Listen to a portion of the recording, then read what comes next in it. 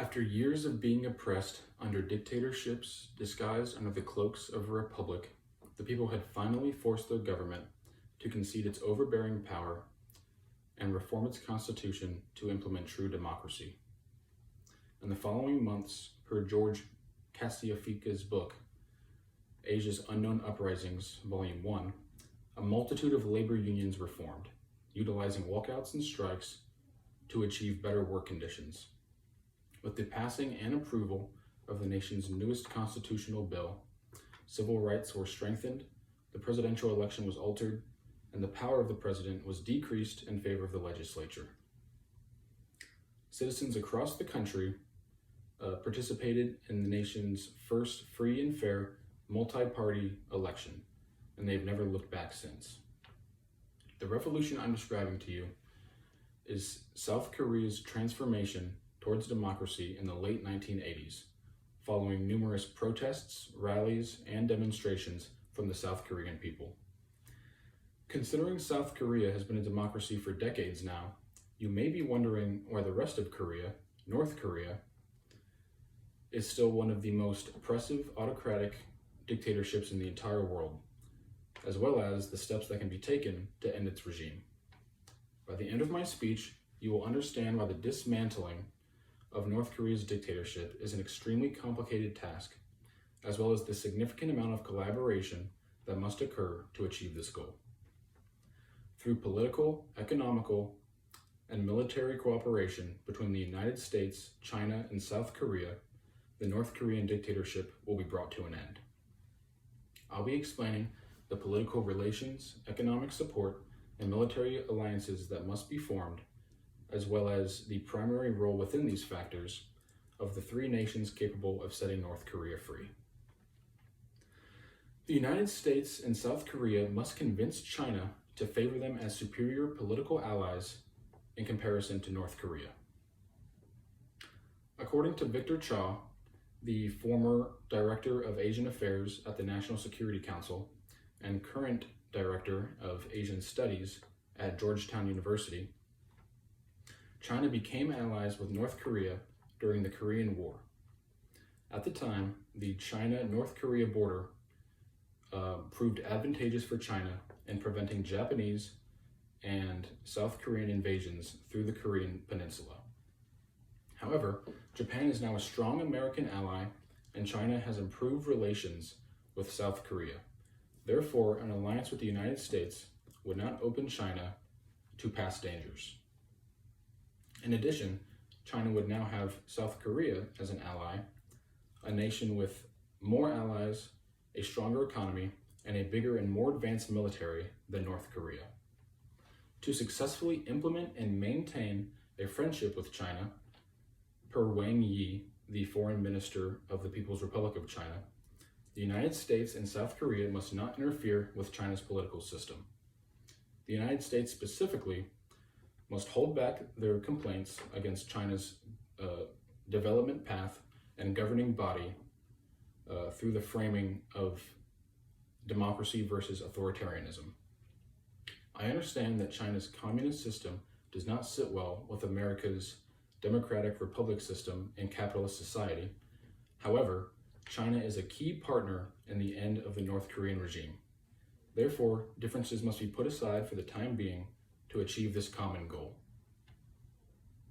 One of the most important factors in convincing China that the US and South Korea are superior allies to North Korea is the assurance that China's economy will not only be sustained, but grow even stronger through US and South Korean partnership.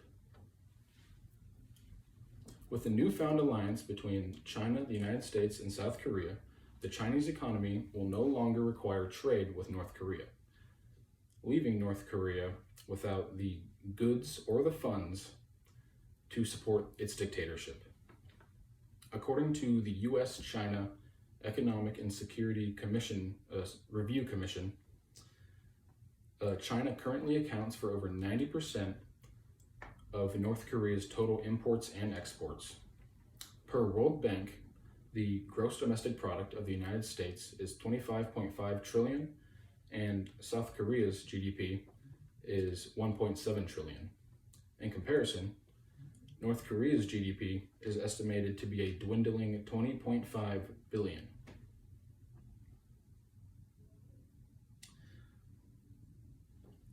The US and South Korea both have more prospering economies than North Korea separately, let alone combined.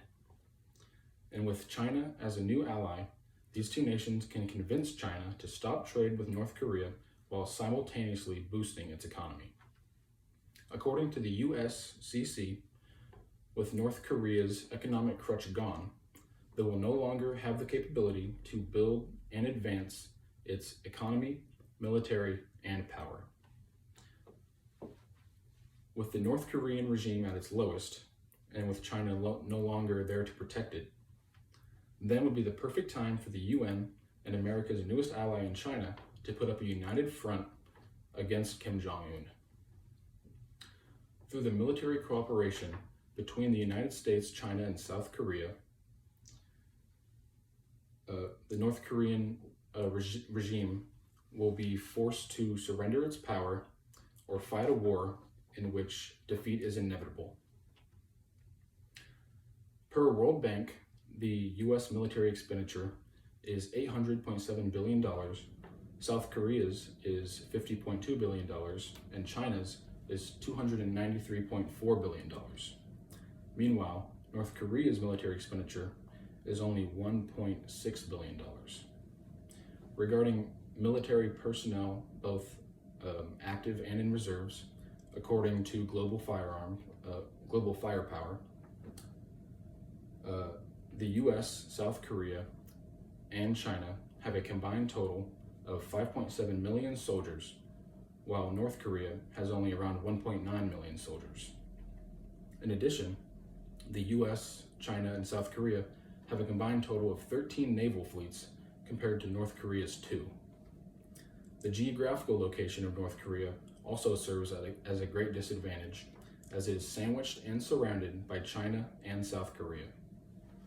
Looking at the geographical and military factors, without even taking into account the rest of the United Nations, North Korea has little to no chance of winning a war against these alliances, which is the entire point. Kim Jong-un will be forced to surrender his power to form a democracy within North Korea, or he will have to fight and then lose a war and be forced out, most likely facing the death penalty for crimes against humanity. Today, we've looked at the necessary cooperation between the United States, China, and South Korea through political, economic, and military alliances regarding the best solution for ending the dictatorship in North Korea. Through a central collaboration of these nations, through the three key international relation factors, Kim Jong-un will be removed from power and the people of North Korea will be granted freedom. For those of you all in the audience, I encourage you to voice your opinions and your concerns for the citizens living in the oppressive North Korean regime. I also encourage you to call for our nation's government to start enacting advantageous relationships with both China and South Korea with the goal of helping the North Korean people. The South Korean people had the ability to protest and fight for a democratic government, an opportunity that the North Koreans do not obtain. Living under one of the most restricted and oppressive regimes in the entire world, North Koreans need the support of allies that have been enemies for decades. International differences must be put aside for the greater good of the North Korean people and the establishment of an example against all dictatorships in the world. We must fight for the end of the authoritarian North Korean regime and the beginning of a unified, democratic Korea. Thank you.